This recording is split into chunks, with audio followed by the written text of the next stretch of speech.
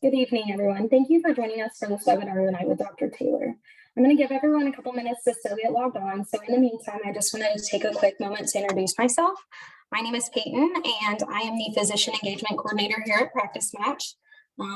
If you guys have attended the career fair tonight, you kind of know a little bit about me because I'm the one that sends the reminder emails, and I work very close with the residents and fellows that attend those events. And hopefully, since you're here tonight, you already know a little bit about Practice Match and what we offer physicians. If not, I just wanted to take a few minutes to highlight a couple resources with you. We have a free CV review builder. We have scholarships, virtual career fairs, monthly webinars like the one you're attending tonight. We have our physician immigration guidebook, and then we also have a physician career guidebook. So if any of you have any questions about any of those, feel free to reach out to me at any time. They're also all listed on our website under physician resources, and all of them are free to you guys as well. So please note that microphones and cameras will be muted for this presentation. If you guys have any questions about the presentation, please put that in the Q&A box or the chat, and we will try to answer them as we go. So if you guys, again, have any questions, just make sure you put those in the chat. Dr. Taylor, you can take over whenever you're ready. All right. Peyton, you can still hear me, right? Yes. Okay, perfect. So I'm Dr. Leisha Taylor, and everyone, if you have access to the chat, if you wouldn't mind putting like your name and where you're from in the chat, just so everybody gets a glimpse of where everyone's from. I always think that's cool. And before I get started, just as Peyton mentioned, if you've got a question, please put it in the chat. I will try to address it in real time. We'll leave some questions or some time at the end for questions, of course, but I'm the kind of person where when I have a question, I like to have it answered in real time. So I'm going to do the same for you all as well. And so if you have a question, if you put it in the chat or if you put it in the Q&A, I will try to address it like in real time. But okay, I'm going to get started. You'll notice that I talk fast. And so if you need me to repeat something, I am more than happy to do so. And then Peyton, you let me know too if someone has a question that I can address. Okay. So this webinar is called Strategies for Choosing the Right Job. And I'm going to get started. So disclosures, I'm Dr. Leisha Taylor. I'm a physician just like you. I know whenever you see doctor in the front, you never know what kind of doctor the person is, but I'm a physician. Full transparency, I've just finished fellowship out at UCLA. And now I just moved back to Atlanta. So I went from the West Coast to the East Coast. I'm starting my attending job. And so if you are in that position where you are starting this transition period, trust me, I feel you. I know what it's like. I just went through the process, and I'm here to kind of share some tips and strategies on what I learned, what I picked up along the way. Along with being a doctor, I also have a passion for physician wellness through financial literacy.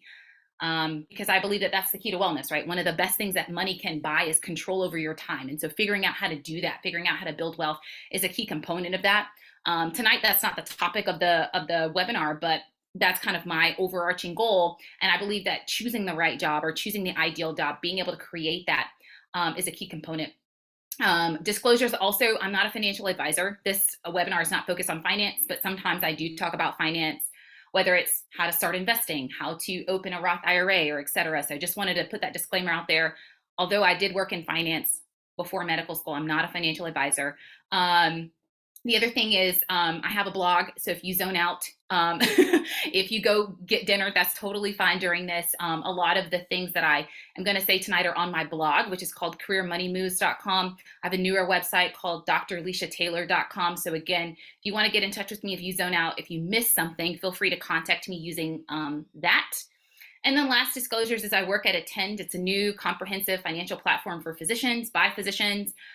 We help docs with student loans. I do a lot of student loan classes, workshops, if you will, to help people choose the right plan. Disability insurance, I don't handle that, but the team does, and a lot more. So I work there. And also I have a podcast I co-host with Dr. Jimmy Turner, the Money Meets Medicine podcast. So if you are a podcast kind of person and you want to learn about money, Dr. Turner and I do that. We just dropped an episode, I think yesterday, on talking about money with your partner. So if you're interested to find out way too much about my life and Dr. Jimmy Turner's life, check that podcast out. But all right, when it comes to choosing the right job, I like to separate this into kind of three parts. The first part is getting the big picture right. And that's what we're going to talk about first. So in order to get the big picture right, first of all, congratulations on getting to this point. If you're watching this webinar, if you're on this talk, then you are probably starting some sort of transition, whether it's residency to fellowship, fellowship to attendinghood, or maybe you are in attending and you're thinking about switching jobs. And so congratulations for getting to this point, because not a lot of people can do what you do. But realize what this means, right? Your life is about to change. You just went through a period where you were kind of told what to do. You were overworked and underpaid, and now things are about to change, hopefully for the better. And so congratulations for getting to this point. But when we talk about the big picture, I always like to start off by saying define success for yourself. And you may be thinking, what the heck does this have to do with choosing the right job? And I'm going to tell you why. Like I said, up until this point, people have been telling you what to do, but now you get to define success for yourself. Now you get to choose the life that you want. And so in order for us to help you choose the right job and figure out how to create your ideal job, we first have to figure out what you actually want. So what does success mean to you?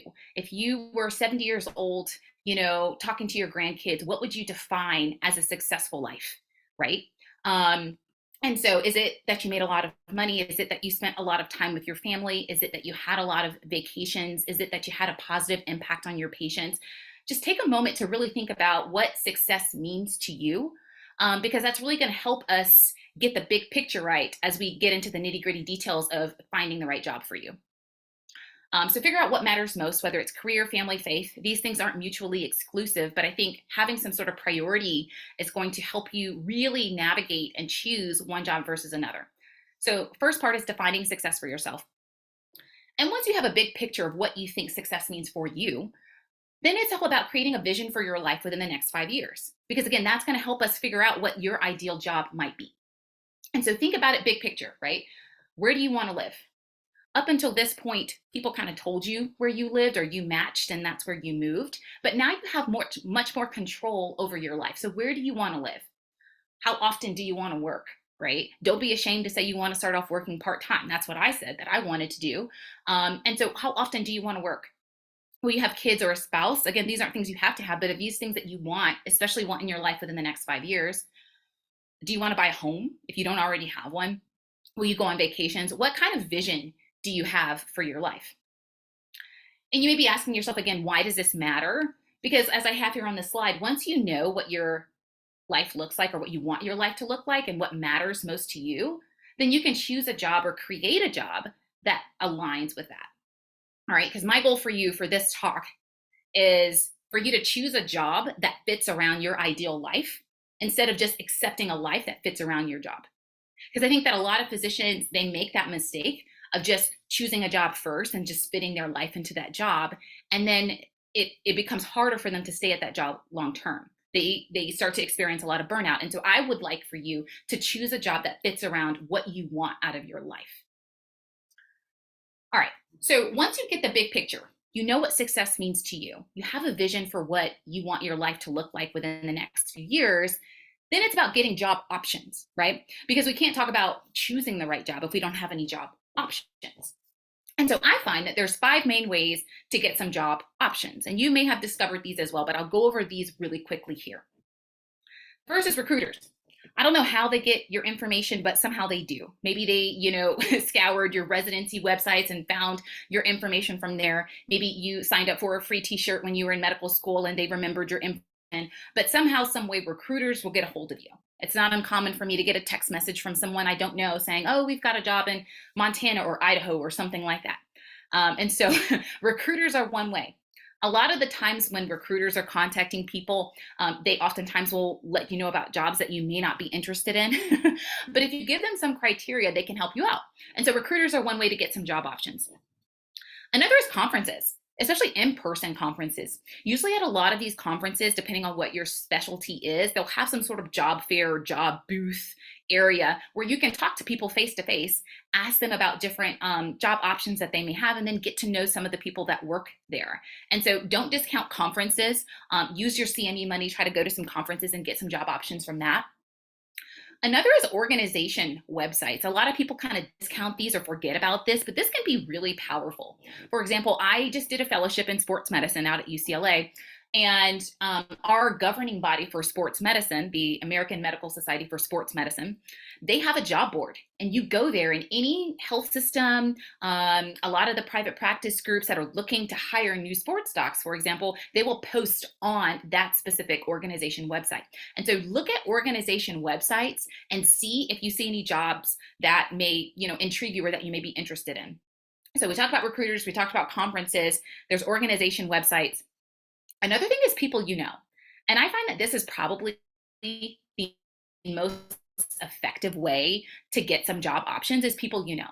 Oftentimes when organizations, health systems, private practice groups are looking to hire, one of the things that they don't want to do is have to sift through 100 different, cover letters and resumes from people that they've never heard of.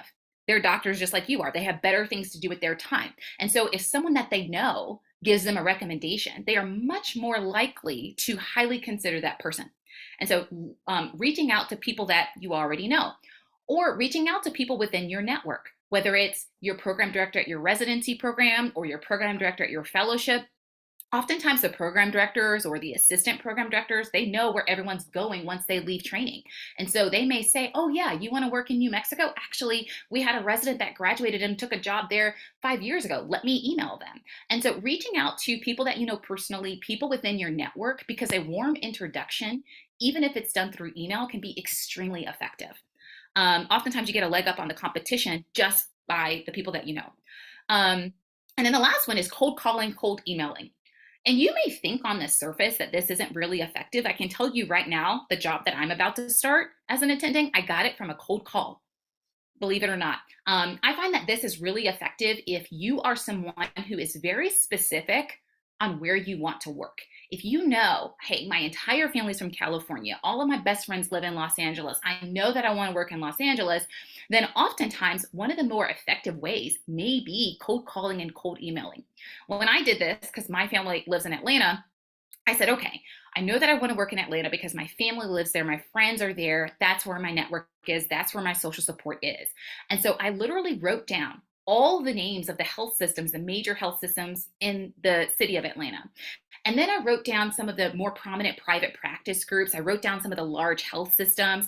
I said, are there any med schools in this area? And there are two. And so I wrote those down and I said, are there any colleges and universities that may have affiliations with other groups? And so I wrote those down. And then I spent an entire Saturday and I went on and I Googled every single one of those organizations, scoured their website, and tried to find the email or the phone of the contact person. And then I, formed a well-crafted email and I emailed them.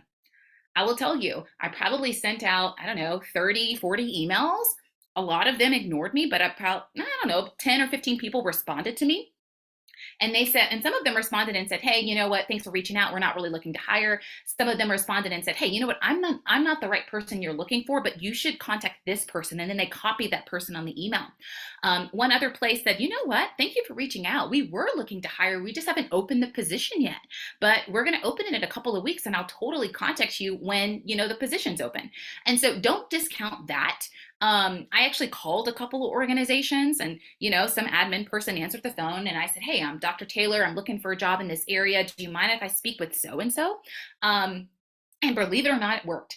And so don't discount cold calling, cold emailing. And again, I find that's extremely effective if you're someone who is very specific and where you want to live. But all right, once you have some job options, whether it's from the recruiters, the conferences, the websites, people cold calling, cold emailing, then we get to part two. And this is sifting through different job options, factors to consider. Number one, location and practice setting, right?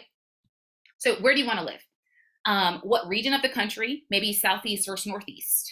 What state are you thinking about? And you may not have a preference right now. That's totally fine. But if you do, you might want to write that down. Do you want to be near family or close friends? Are there certain areas with a higher demand for your specialty or your subspecialty? So where do you want to live? And then what area do you want to work? Are you someone who wants to do rural medicine? Do you want to work in an urban city? Or do you want to work in the suburbs in close proximity to a larger area? So figuring out what area you want to work, where you want to live. And then the other thing related to this is what practice setting do you desire? And again, you may not have this fully fleshed out right now, but it's something to keep in mind because it's going to help you kind of sort through different job options? Are you someone who really loves teaching and doing research, and so you want to consider academics? Are you someone who just wants to crank out and see patients and make as much money because you've got student loans and you got a house and all of these things that you're trying to save for? Maybe private practice is for you. If you're someone who wants a mix of both, then maybe, looking at a large health system where you still can do some teaching, but you're not expected to do a bunch of research. So figuring out what practice setting you desire, and then also thinking about whether or not you want to be employed, meaning you get a W-2 wage and you're an employee somewhere and they pay for your health insurance and they pay, they pay for your retirement match and things like that. Or are you someone who wants much more flexibility and you want to be an independent contractor or a locum stock, meaning you get paid via 1099? So just thinking about these things again and taking some time to really think about what may be best for you in terms of location and practice setting. The other thing is work schedule. This is a little bit different for me coming from a primary care lens, but I was really specific about the work schedule that I wanted and the work schedule that I did not want.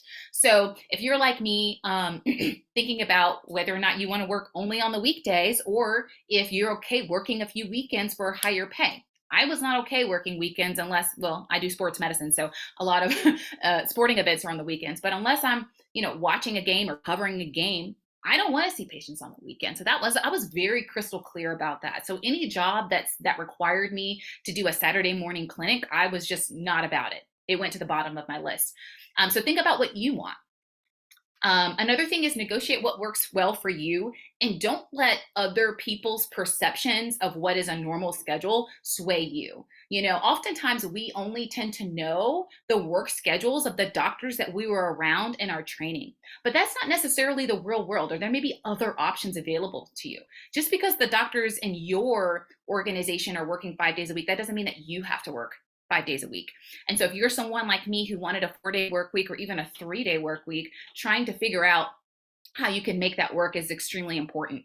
If they're not willing to negotiate on that, see if you can get them to let you work, longer days, 4 10-hour days instead of 5 8-hour days. And so negotiate what works well for you. Make sure you clarify the call schedule expectations, how often you're on call and how long you're on call. Because maybe, you're only on call 1 month out of the year, but you're on call for that entire month. Or maybe you're on call every other week, but you're only on call for 1 day at a time. And so clarifying the call schedule expectations is really important, and what you will and won't tolerate or what you will and won't accept. When it comes to call, clarifying and saying, is this phone call where I'm able to stay in the comfort of my home, or do I have to come into the hospital? And that may differ based on your specialty, but making sure that you clarify the call schedule is important. And then when you are on call, are you on call for your patients only, or are you on call for all of the patients in the practice? Because again, that changes things. That changes how often you're going to be called and the expectations that they have. Part-time arrangements. I find that there's 3 kinds of doctors that really want part-time. One are the doctors who are financially stable. So maybe you're married and you have like a rich spouse, or you got a big inheritance, or you're towards the end of your career and you're trying to you're buying your time to early retirement. So it's the financially stable docs. The other kind are the docs who have family obligations, whether that's children or aging parents or whatever it may be. Some doctors have other family obligations and they want to work part-time.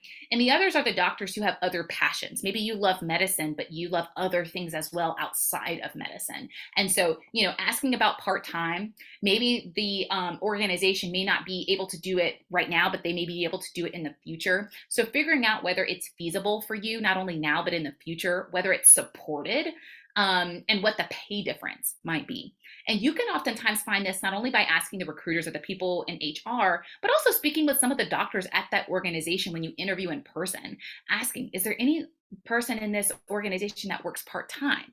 How does that handled? Who handles their inbox when they're not in the office? These are some important questions to kind of ask and sort out, because it might make or break you in terms of choosing one job over another. The other thing is admin time. As someone like me who is in primary care, we are constantly saddled with portal messages and lab results and forms to fill out. And so having some protected time to do that is really important. And so asking about the admin time. In terms of admin time, asking if you get to choose the day. You may automatically assume that Friday afternoons is like the sweet spot, and for a lot of people it is. But I know someone who likes Wednesdays because it breaks up their work week and they get a break in the middle of the week. I know someone who really likes, having their admin time on Monday mornings because it allows them to, tackle some of the messages and lab results that piled up over the weekend. And so asking about admin time, asking if you get to choose the period of admin time is also really important. All right.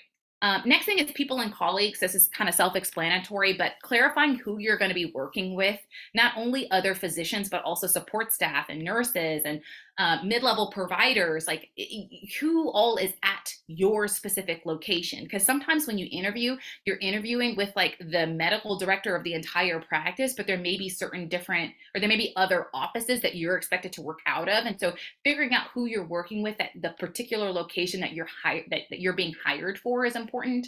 And like I said, the nursing staff, the support staff, that's all important. And then being honest with yourself on whether or not you can actually work with these people. When you're interviewing with people in person, getting a sense for, could I speak to this person every day? Would I be okay working around this person? Are you newer in your career and you're looking for, and you may want to work around other physicians who have more experience so you can bounce some questions off them as you're getting started. Or maybe you're someone who works better alone and you'd rather kind of be in more of a solo practice sort of setup. And so being honest with yourself about what you want and what you may need to thrive is really important. And then let's see here, compensation. So this is a big one. Compensation is really important in terms of helping you sift through different job options and choosing the right job. Obviously, how much you're going to get paid is important. Clarifying the structure. For some people, it's a set salary and it doesn't change. For other people, it's based solely on productivity. And for some people, it's actually a combination of both. Or it may be a guaranteed salary for the first couple of years, and then it changes to productivity. And so asking how the pay changes over time is really important. Sometimes in practices where doctors or, the HR people are having a hard time recruiting, they may offer you a high salary to entice you to be there. And then what they don't tell you is after you've been there for a couple of years, the guaranteed salary goes away and most doctors' pay goes down. And so asking how the pay changes over time is important. Asking about a cost of living adjustment. With inflation, things become more expensive over time. If your pay does not change from year to year and things are becoming more expensive over time, then you're actually losing purchasing power over time. And so asking about that is important. I find that a lot of doctors actually don't get a cost of living adjustment. And so one of the things that you want to ask is, how does the pay change over time? In other words, how do I make sure that younger doctors that are hired after me don't start off making more than me? Right?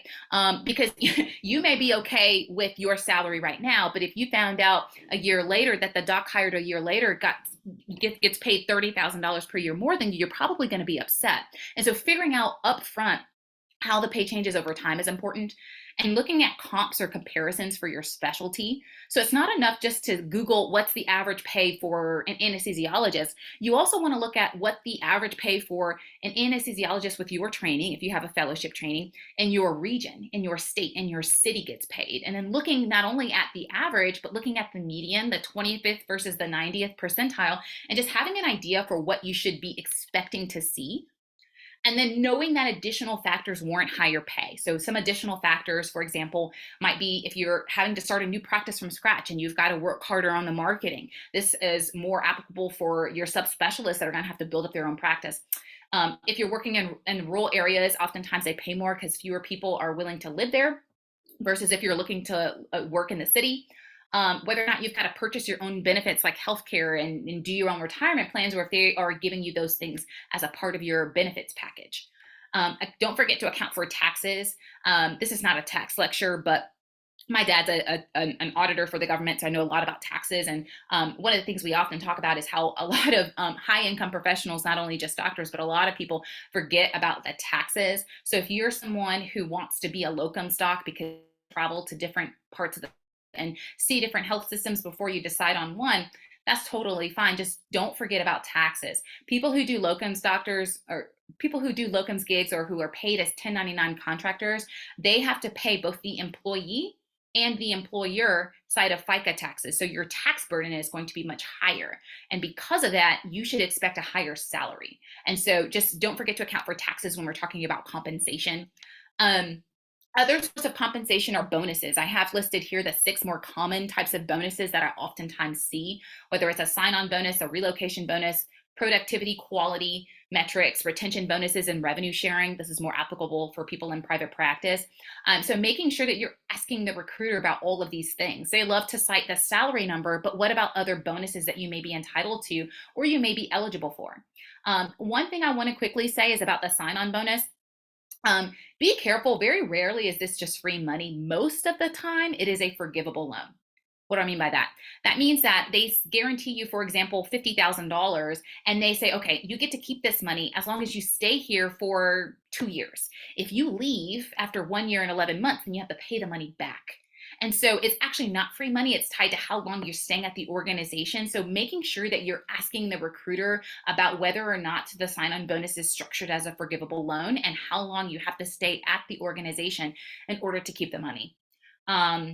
So that's a little bit about bonuses, but just making sure that you're asking about all of those things is important. And then when you're getting the money, how much you're getting. For sign-on bonuses, especially, I've seen where sometimes they even give it to you while you're still in training. They call it a residency stipend. And so asking about it, some people don't get it until they actually start working. Some people do get it when they sign for the job. And so asking about when it is structured or how it's structured and when it is given is something that you want to clarify. And then paid time off. I'm a big proponent in paid time off. And so one of the first parts of paid time off is obviously paid vacation. 3 to 4 weeks I found tends to be standard, but why settle for average is what I say. And so I know some anesthesiologists that work for academic institutions that get 6 weeks of paid vacation with 4 weeks of, extra vacation, I think it is, because they're on call. At my job that I'm starting, I think I started off with like 25 days, which equates to a little over 4 weeks. And so asking about paid vacation, is it like residency where you have to request it in week-long chunks, or can you request it day by day and have some 3-day weekends here and there? If you don't use all your days, do they roll over, or is it kind of use it or lose it like it is in residency? And so asking about how vacation works is important. Holidays. Do you have paid holidays? If so, which holidays are there? Because they may change from year to year. For example, some people got Juneteenth off this year and they didn't have Juneteenth off as a holiday last year. And so asking which paid holidays you have and whether or not the 10 or 11 usually standard, holidays, depending on your specialty, whether they are lumped into your paid vacation or they separate from your paid vacation, right? Because your contract may say you get 37 days off, but what they don't tell you is that includes all your holidays, all your sick time, and your vacation time, and your CME time. So asking whether, the paid time off that you have it separate from paid vacation from holidays. And then sick time, if you get sick, are you using vacation time or are there actual sick days that you get to use instead?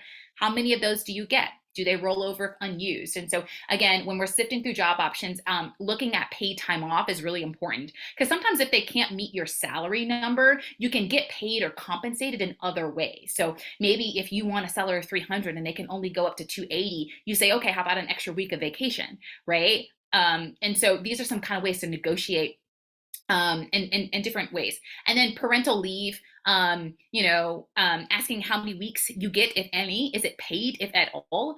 Is it FMLA eligible? FMLA just says you can't get fired because you're out on parental leave, but the jobs are only, jobs only have to give you FMLA if they have at least 50 employees and if you've been there for at least a year. And so clarifying if your job actually does do FMLA, and then even if they do, how are you going to get paid? Like I said, some jobs give you paid parental leave, and then other jobs make you pay into short-term disability that you take when you become pregnant. And so clarifying the paid time off I found is really important. That was super important to me specifically as I was looking at jobs. Some only did 2 weeks, some did 3 weeks, some did 5. And that was the difference maker for me in terms of choosing a job. And then CME days, of course, making sure that you get some CME days so that you can go to conferences, continue to hone your skills, get educated, and meet your CME requirements for your specialty to remain board certified. Benefits. This is something to ask about. So retirement matching, whether it's a 401k if you work for a for-profit business or private practice, or a 403b if you work for a nonprofit or an academic institution, asking about retirement matching. So that's free extra money that they give you to invest for retirement. So you might want to ask about that, because it's not using that as leaving free money on the table. So making sure that you ask about a retirement match and when you're eligible for it and what the percentage is. At some jobs, like when I was at Emory, the retirement match for attendings was like 9%. On my current job that I'm about to start, it's 7%. I know some people's the retirement match was only 3%. And when you're talking about a salary of $200,000 or $300,000, being able to get 10% of your salary in extra money, that's a big deal. That's $20,000 or $30,000 extra each year. And so asking about retirement match, because that's free money, is important. Insurance, right? We all know we need insurance, health insurance, vision, and dental, but you want to ask when you're eligible for it. Some days make you wait 30 days, 90 days before you're eligible. And this was really important for me because I just finished fellowship, right? I'm not planning to start my job until September, but my fellowship ended at the end of June. And so what am I doing for health insurance during that interim? People talk about COBRA insurance, but that only, you have to sign it within 60 days. So how are you how are you paying for health insurance as you're mastering this transition period from trainee to attending? And so figuring out when you can enroll is also really important. Malpractice. So this obviously protects you against any lawsuits that patients may have, but clarifying what kind of malpractice your job has. Is it an occurrence policy or is it a claims made policy? I'll explain the difference really quickly. An occurrence policy covers you for anything that occurred while you worked at that organization. So if you worked at that organization for 2 years and then you left and went to a different job, any lawsuit that happens, it's going to cover you because people had a lawsuit that occurred while you were working there. A claims made policy is a little bit different. Claims made policy only covers you for claims that are made during the time that you work at the organization, but they do not cover you for claims that are made once you leave the organization. So for example, if you are seeing a patient and then you leave the organization and they wait until after you leave the organization to try to sue you, a claims made policy is not going to cover you. Only an occurrence policy will. So an occurrence policy is much more comprehensive, but it tends to be drastically more expensive for the organization. And so I see nowadays a lot of organizations will only have that claims made policy. And if that is the case, it's not a deal breaker. You just need to figure out who's covering your tail. It's literally called tail insurance for extra insurance that'll cover you once you leave an organization. And so clarifying if they have a claims made or an occurrence policy, and if they have a claims made policy, if they also have tail insurance. Again, we're getting into the weeds a little bit, but I just want to let you know that malpractice and clarifying how that works and who's paying for it is important, because if you're in a specialty like OBGYN where the malpractice can be $30,000 or $40,000 a year, if not more, that's a huge cost. Loan forgiveness. So a lot of doctors know about public service loan forgiveness. So figuring out if your employer qualifies or doesn't qualify is important, but also if the employer will give you extra money towards your loans. Some of my friends, when they were getting jobs, their job said, you know what, as a bonus or a perk, we're going to give you $25,000 towards your loans each year. And so if you are someone who has student loans, like I have student loans, then looking into loan forgiveness programs and seeing if your job offers any benefits towards that is important. And then figuring out how that's taxed. Are you taxed on that money that goes towards the loan forgiveness, or are you not? Let's see here. Other benefits to be aware of is fertility treatment. So it's funny, one of my attendings when I was in residency, she was like, one of the main reasons I chose this job is because I know they gave out free IVF, like they covered my fertility treatments and I was having trouble having a baby.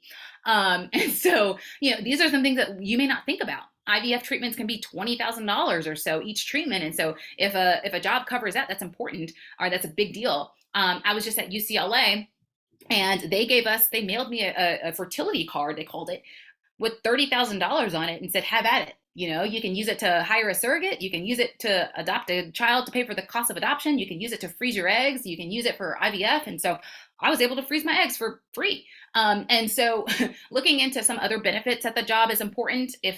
I was interviewing for a job at Stanford, they said, hey, you know what? This is the Bay Area. It's one of the more expensive places to live in the country. We give our doctors, or we give them I think it's up to $500,000 to help them purchase a home. So on top of the mortgage that you would normally qualify for, we'll give you another $500,000 to help you buy your first home. And, you pay us back whenever you sell the house, and we're not going to push you on it. And so that was a huge perk. When I was at Duke, they had a college tuition program where if you worked at Duke, for example, if you're a physician there, then your kid could go to any college and they would pay up to 75% of the college cost of tuition for your kids. And so I know a lot of doctors at Duke who were like, look, I've got 4 kids. If I stay here and work here, they're going to pay for my kids' college. Like, that's a big deal. When I was at Emory, they had law packages. So you could pay like $15 a month and get access to lawyers who would set up trust funds for your kids and your family, and set up your wills, and they would cover you if you got a speeding ticket and you wanted to fight it. And so these are some of the more non-traditional benefits that you may be eligible or have access to that you may want to look into. The other thing is, go ahead. Right, there was a question in the chat. How long does one need tail insurance for after retirement? Yeah, so tail insurance is something that you said after retirement. Usually, that's an interesting question. So usually you purchase the tail insurance, and I can't remember if it's a lump sum or if it's per year. But it depends on the details of the tail insurance policy that you purchased. Usually most jobs will cover this. So for example, when you're in a training program, whether it's residency or fellowship, usually tail insurance is covered in that. And a lot of jobs, even in private practice or large health systems, they will offer tail insurance. It's a few jobs that don't. And for those that don't and have a claims made policy, you are going to have to purchase that yourself. And depending on your specialty and depending on how long you were in practice and whether or not anyone has sued you in the past, could dictate not only the price of the tail insurance, but the policy of the tail insurance. And it's the policy that would dictate like whether or not you pay per year or just a lump sum. So it's hard for me to give like a definitive answer there. Any other questions, Peyton? Nope, that was it for Okay. now. Okay, expectations. Clarifying this, as someone like me who's in primary care, clarifying the expectations, mainly mid-level supervision. Those are your nurse practitioners, your physician assistants, right? Are you expected to supervise them? If so, how involved are you expected to be? Are they fully independent, or are you collaborating with them, meaning they can ask you questions and interrupt your day at any time? Are you expected to review a percentage of their charts? If so, how many charts are you supposed to review? And do you get protected time to do this, or are they expecting you to do this within your normal workday? Who is liable for mistakes? If your name's on the chart, then probably you are liable. But are you liable for only the charts that you personally review, or are you liable for all of the charts, even the charts that you don't review? Are you getting extra compensated or extra compensation for this, right? If you're taking on more liability, you should be compensated for the liability risk that you're taking on. And so figuring out that extra compensation, the experience and the type of patient. So what, maybe you're okay supervising mid-levels, but only mid-levels who have 5 years of experience, for example. Maybe you don't want to supervise mid-levels who are fresh out of training. And so these are all personal preferences. You have to think about what works best for you, but clarifying that with the job is something that you definitely want to do before you sign the contract. And then teaching, are you expected to teach med students or residents? If so, how often? And are you getting added compensation for that? Clinic policies. What's the no-show policy? What's the late check-in policy? Are you expected to see anyone, even if they show up an hour late? Or are they going to be expected to reschedule? And then promotion. How do you get promoted?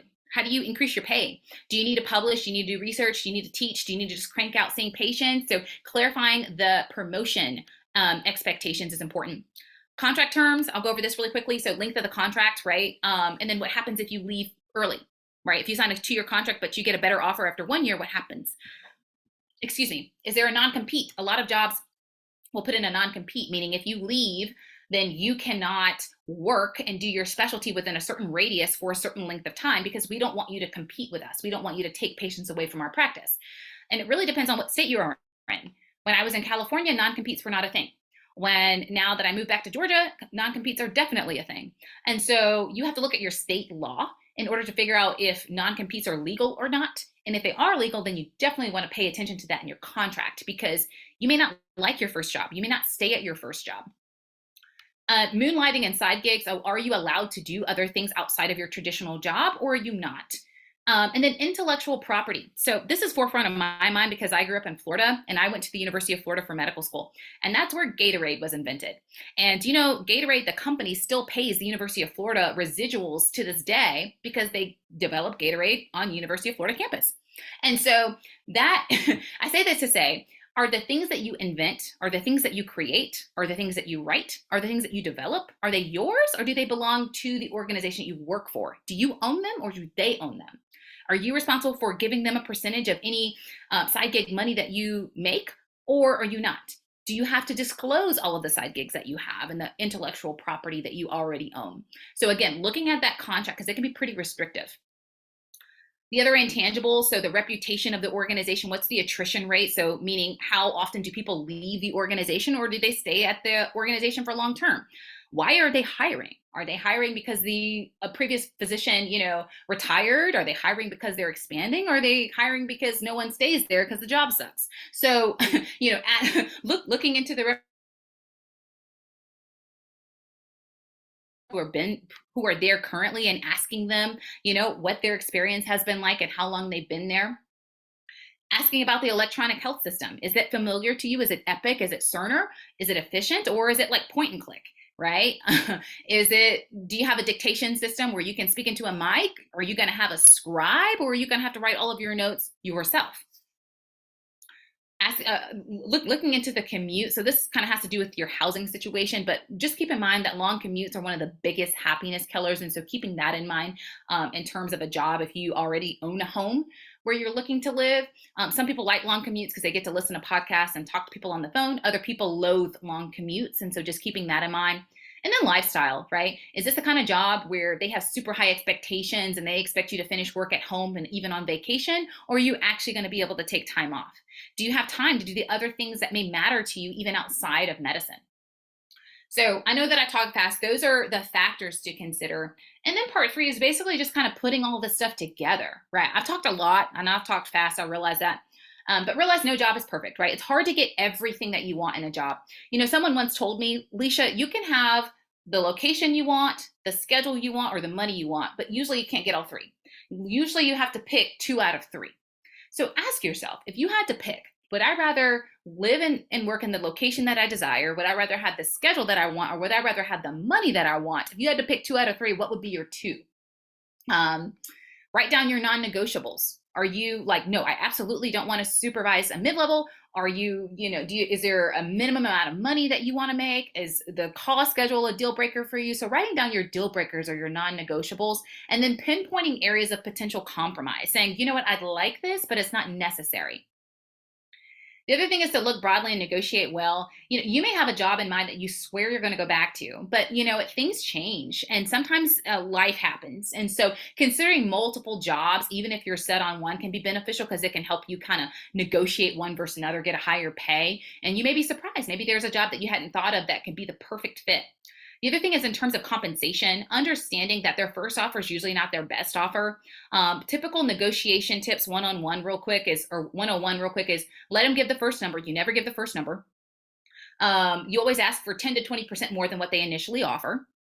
And then if they corner you and they say, no, we want us to know, what you expect, you always give a salary range. It makes the number more palatable to them. And so just give them a range. And so if I know that I want to make $250,000 a year, I might say, okay, my range is between 247 and 267. And so it just makes it easier for them to digest because the organization on the other end starts to feel like they have a little bit of flexibility there. Just realize that when you give the range, the person on the other end, they're going to anchor on the lower number. But giving a range, asking for 10 to 20% more, and then letting them give the first number, those are all really important in order to be able to negotiate. Again, their first offer is usually not their best offer. And so don't just accept the first one that they give, seeing if you can get them to go up. And then if you can't, if they're like, this is a standard contract, we're not negotiating, find creative solutions, right? So again, I talked about earlier, if they won't budge on the compensation number, then maybe you ask for more vacation time. If they can't increase the salary, then maybe you ask for some more bonuses like loan forgiveness or a sign-on bonus or a retention bonus after the first year. If they're willing to increase the compensation, you also want to start thinking about taxes. This is not a finance lecture, but just realize that your biggest expense each year is going to be taxes. And so figuring out ways to get compensated more, to get paid more without having to pay more taxes is also really important. So maybe you ask for more CME money, maybe you ask for a higher retirement match. And so start thinking about tax efficient ways to get paid more is something to consider. And then identifying the worst case scenario for each job that you're considering. So if you are deciding between 2 or 3 jobs, right? What is the optimal solution for each job? That one you can make partner and earn millions of dollars a year, one that you get to work from home 2 or 3 days a week. What are some of the optimal solutions or the optimal case scenarios for each job? And then what's the worst case scenario for each job, right? Are you taking this job because you're solely dependent on becoming partner? Well, what happens if you don't make partner? Right? What's the worst case scenario for each job, right? What if you have to, work long hours, and miss a bunch of family events because they expect you to work every other weekend? What if they typically don't do cost of living adjustments or don't give you a raise and you have the same salary for the next 5 years? Is that okay with you? And so identifying the worst case scenario for each job and then eliminating scenarios that you cannot live with. And then determining your goal for this job, right? What is your goal right now? And this is not a judgment zone. This is something that you're going to have to ask yourself. Is your goal right now to make the most money possible because you've got student loans and you got a family that's dependent on you and you haven't started investing yet? And you're like, look, right now I'm trying to make the money. I get it. Or are you somebody who's like, I want to improve my skills. I'm already going to make more money than I ever saw in my life. I am not worried about making the most money right now. I'm worried about improving my skills and becoming the best doctor I can be. So I'm looking for mentorship. I want a job that allows me to be around other experienced doctors that I can ask questions and bounce ideas around because I just finished training and maybe there are some procedure techniques that I haven't mastered yet. Are you someone who's looking for career advancement? My job, or maybe your goal is to publish research and get other fulfilling opportunities. And so you're looking for a job that is better for that. Maybe you're like, look, you know what? I'm not trying to make the most money. I could care less about career advancement. I'm not really trying to learn more skills because I'm tired of learning. And I just want lifestyle flexibility. Maybe you have a couple kids or you're planning on, having children or getting married and you're like, look, I want to spend time with my family. I want to spend time with my kids. And so my goal is to find a job that, I can work 3 to 4 days a week with weekends off and no call. And so determining your goal for this job, like I just said, maybe one of your goals is to spend the most time with your family. So to wrap this up, here are some action items and some things to consider that we talked about earlier. So 1, defining success for yourself. What's your big picture? What's your North Star? What do you actually want out of your life? And then creating a vision for your life specifically within the next 1 to 5 years and figuring out what that looks like. Where do you want to live? Do you want to buy a house? Do you want to go on vacations? Do you want to pay off your debt? What are the things that you're envisioning over the short term? And then using different methods to get job options that may fit into that. So again, looking at recruiters, organization websites, people that you may know or within your network, cold calling, cold emailing. That's how I found my job. Considering all the job factors, what location you want to live in, what practice setting, academics or private practice or what, compensation, benefits. We talked about fertility and, all kinds of other non-traditional benefits that you may have access to.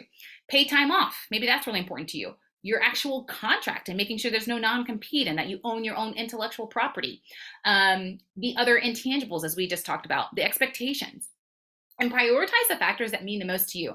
I'll tell you, when I was, looking at the job search, my main thing was flexibility. I'm in primary care, but I also do sports medicine.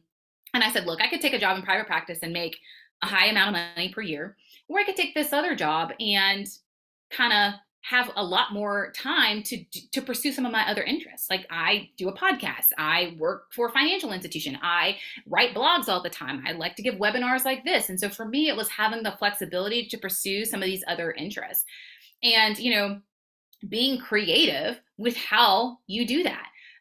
So for me, I was like, man, all right, I'm going to work 3 days a week, but I want to get paid like a full-time doctor because I want this flexibility, but I still want to make money. And so one of the things that I did is I said, how am I going to do this? Right. I got student loans. I need to work at least 30 hours a week to get public service loan forgiveness. And I want to make, a certain amount of money per year, but I also want time off to pursue these other interests. So how am I going to do this? One of the things that I did was I found a job that I worked clinically 3 days a week, and I had 2 days a week of admin time. Right. And so they pay me like a full-time doctor. Right? Maybe not as much as the doctors who see patients 5 days a week, but I still get paid a pretty high wage and I only have to see patients 3 days a week. And I have every Wednesday and every Friday off. And I'm supposed to be doing, admin stuff, whatever, but I have the flexibility. If I want to work from home those days, I totally can. I don't have any children right now, but I plan to have them in the future. So if I want to, spend time with my kiddos on Wednesdays and Fridays, I get the chance to do that. And so applying broadly, negotiating well, finding creative solutions, those are some things to keep in mind. And then picking the job that meets most of your goals. Again, you're not going to get everything that you want, but you probably can get a lot of the things that you desire. And so just writing down what you desire and, putting things higher or lower on your list based on these different factors is really important as we talk about choosing the right job. So again, I apologize for talking really fast, but thank you for your attention. I'll take some questions in just a second. I always like to end presentations with like personal photos. So this is me and my partner, Randy. He's a doctor too. Hence why I wasn't as concerned about making as much money. And then I'm a sports doc. So this is me at a Lakers playoff game, covering the game as a sports doc. I went to Yosemite recently. So this is me, on Glacier Point doing some hiking. And then this is me and my co-fellows at UCLA. We're sitting in a box seat at the Dodgers game. So I have a super fun life and, do other things besides talking to y'all about finance. Again, if you want to connect with me, drleishataylor.com is how you can do that. And then if you need help on student loans or disability insurance or anything like that, you can download the Attend for Doctors app, QR codes right there. And Attend, which is the company that I work for, we're super happy to help you and point you in the right direction. So Peyton, I know I talk fast. Sorry. We do have two questions. So Okay. The first one, is there any difference in the benefits when applying as a visa need applicant versus citizen, like J1 visa waiver job? So that's a great question. I will be honest and say I do not. I'm an American citizen, and I, did all of my training in the States, and so this is not something that I'm speaking from personal experience. However, I do have some friends who were looking for jobs and they were looking for jobs that took J1 visas and were willing to sponsor a visa. I will tell you, they had a different time. So my friend, we were residency friends, like we were in residency together, and we just finished fellowship, and she just got a job in New York. And she was telling me, even when she was applying for fellowship, she had to actually contact each of the programs and see who sponsored a visa. And then when she was looking for attending jobs, she contacted jobs in advance and tried to see if they would sponsor a visa. If you're in that situation, my recommendation is when recruiters contact you, when you're looking on organization websites, when you're cold calling, cold emailing, or talking to people within your network, as soon as you have the names of some organizations that you might want to work for, I would look on their website and see if you can find that information on their website. And if not, just contact the HR department. Again, this is where cold calling, cold emailing comes into play. If you don't have the contact information, usually you can just call the office of the job that you're looking for, and the admin person will answer and you say, "Hi, I'm Dr. So-and-so. Can you give me the contact information for the HR department?" And you can just ask them. Because I don't know if there's like a big database for all of the jobs that sponsor visas and the jobs that don't. And so you're probably going to have to look into that on a case by case basis. And that's how I would approach it. Okay. And then we have had two more. How about inclusive work? Can we negotiate to be able to work in another facility in the same time? Wait, can you read it one more time? I just want to make sure I understood. Yeah. How about inclusive work? Can we negotiate to be able to work in another facility in the same time? Or like at the same time, maybe. Like have two jobs at one time? I think if whoever wrote that question, if you could clarify, but what I think you're asking is like, can you have like two jobs at the same time, or can you work for one facility and work for another facility? So this is interesting. And I think it's a case by case basis. I'll give you an example. So I was going to work at Emory because I want to live in Atlanta. My family's in Atlanta, and that's where I did my residency. And when I was looking at the job at Emory, they were basically like, no, if you work for Emory, you can only work for Emory or Emory affiliated institutions. We do not want you competing and working at a different institution. So I couldn't moonlight at a non-Emory affiliated urgent care, for example. And I could not, do any sports coverage that wasn't Emory sponsored. However, my current job, which is I'm working at the School of Medicine at Morehouse, they're like, oh, totally fine. You can, cover these other games with this other organization. That's fine. As long as they cover your liability, we're happy with it. So it's really a case by case situation.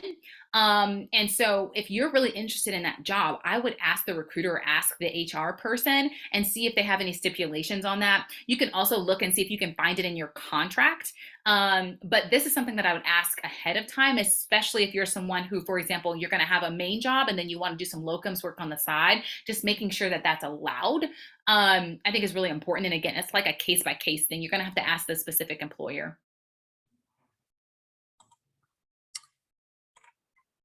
Okay. And then how to negotiate with your organization if they want to hire after residency. Ooh, so like where you did training? All right, I'm gonna be honest with you.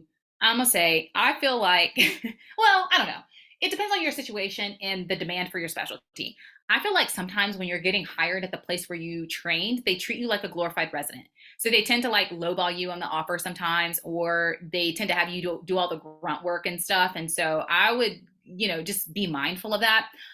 I think the best way to negotiate, if you know that you want to stay there and you're worried about getting a lowball offer, you're worried about them telling you something like the contract is standard, the best way to negotiate is to get a higher offer.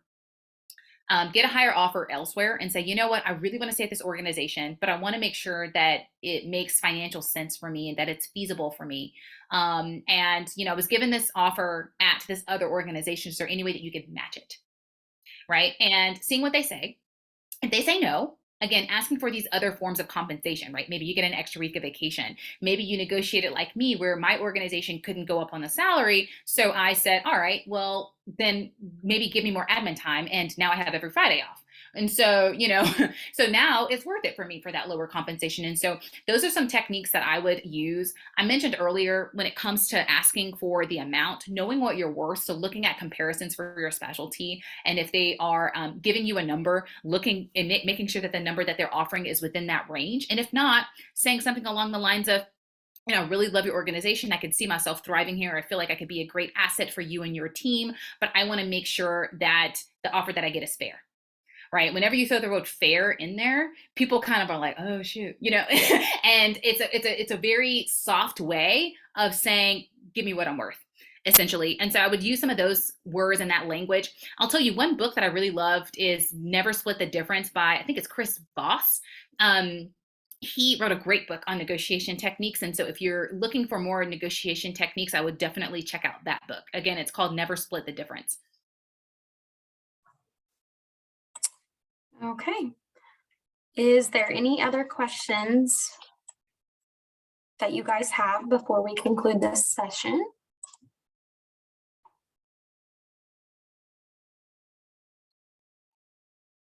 I'll give you guys a minute or two in case you're typing out.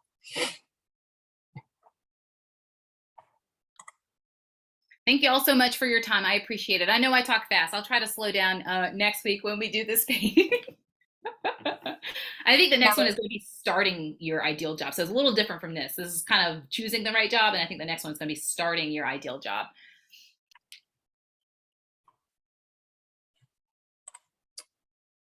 All right. Peyton, I think I see something in the Q&A, but I can't really see it right now or pull it up. They just said thank you for the great talk. You're welcome. You're all the welcomes. Okay, so I do see a question. Is this webinar available as a recording? It will be. It will be posted sometime next week to the website. And then you guys will also get a reminder email after this webinar from me stating, that it's up and posted.